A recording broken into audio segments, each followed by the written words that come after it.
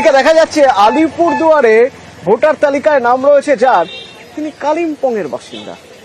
ভাবুন একবার, এক জায়গার ভোটারের নাম অন্য জায়গার ভোটারের তালিকায়।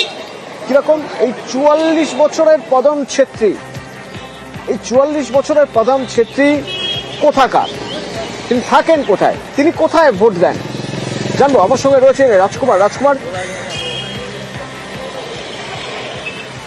একদমই অতন্ত্র। দেখো, যেটা অভিযোগ উঠেছে সেটা হচ্ছে এই যে 44 বছরের পদম ছেত্রী, তিনি অরিজিনালি কিন্তু যেটা জানা যাচ্ছে যে কালিম্পং এর ভোটার, তিনি কালিম্পংয়ে থাকেন, অথচ তার সেই নাম এবং এপিক নম্বরে একইভাবে দেখা যাচ্ছে যে আলিপুরদুয়ার জেলার যে কালচিনি বিধানসভা, সেই কালচিনি বিধানসভায় তার নাম রয়ে গেছে। এদিকে কালচিনিতে কিন্তু ভোটার তালিকার স্ক্রুটিনি করতে গিয়ে তাকে পাওয়া যাচ্ছে না, পদম ছেত্রীকে পাওয়া যাচ্ছে না। তাহলে কি পদম ছেত্রী ভূত হয়ে গেলেন? এখন এই প্রশ্নই তুলছে তৃণমূল কর্মীরা। যদিও এই যে একই এপিক নাম্বার এবং একই নামে দুই জায়গায় এই ভোটার তালিকা নিয়ে প্রশাসনের কাছে তদন্তের দাবি জানিয়েছে তৃণমূল কংগ্রেস। তারা তাদের দাবি যে তদন্ত করে এই পদম ছেত্রী আসলে কোথাকার ভোটার সেটা খুঁজে বের করুক প্রশাসন। অতনুদা, ধন্যবাদ।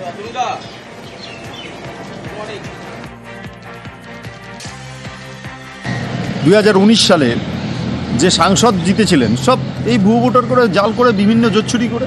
ঠিক তেমনই 2021 সালেও বিজেপির শুভেন্দু সহ যে কটা বিধায়ক জিতেছিলেন সব জোচ্ছুরি করেই জিতেছে, এইরকম ভুয়ো ভোটার দিয়ে জিতেছে। সেই কনস্টিটিউয়েন্সিগুলোতে আমাদের পর্যালোচনা করা উচিত।